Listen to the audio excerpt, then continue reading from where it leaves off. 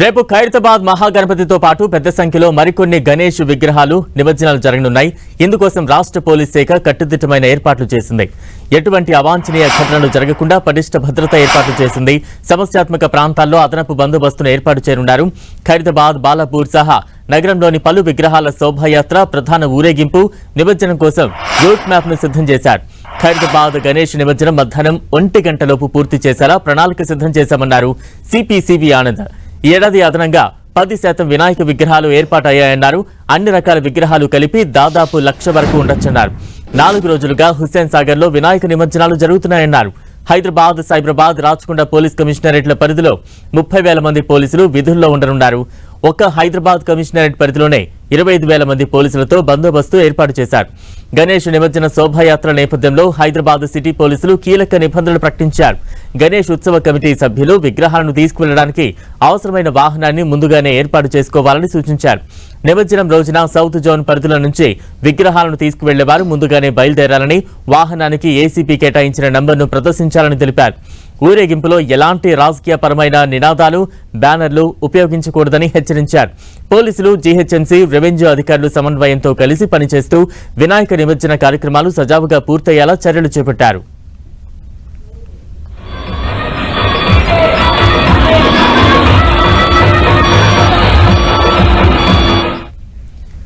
గణేష్ నిమజ్జన సందర్భంగా రేపు ఉదయం 6 గంటల నుంచి మరుసటి రోజు ఉదయం 10 గంటల వరకు ట్రాఫిక్ ఆంక్షలు అమల్లో ఉండనున్నాయి.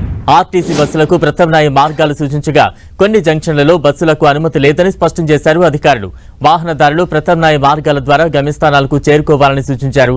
గణేష్ నిమజ్జనాల్లో భక్తులకు ఎటువంటి ఇబ్బందులు తలెత్తకుండా పటిష్టమైన చర్యలు తీసుకున్నట్లు జీహెచ్ఎంసీ కమిషనర్ తెలిపారు.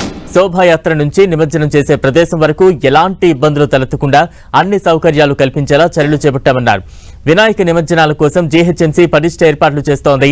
హుస్సేన్ సాగర్ వద్ద రద్దీని తగ్గించేందుకు నగరంలోని కీలకమైన చెరువులతో పాటు ప్రధాన ప్రాంతాల్లో పరిశుభ్రమైన నీటితో బేబీ పాండ్స్, పూల్ పాండ్స్ ను సిద్ధం చేసింది.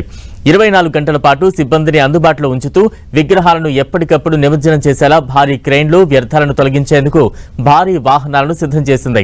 హైదరాబాద్ లో 1,00,000 విగ్రహాలను నిమజ్జనం చేసే అవకాశం ఉండడంతో హుస్సేన్ సాగర్ తో పాటు జంట నగరాల పరిధిలో భారీ ఎత్తున ఏర్పాట్లు చేశారు. ట్యాంక్ బండ్ వైపు మినహా ఎన్టీఆర్ మార్గ్, పీవీ మార్గ్ లో ఇప్పటికే భారీ క్రెయిన్లను సిద్ధం చేశారు. పీవీ మార్గ్ లో నిమజ్జనాల సందడి గత 3 రోజుల నుంచే కొనసాగుతుండగా చివరి రోజున భారీగా గణనాథులు సాగరం వైపు తరలిరానున్నారు.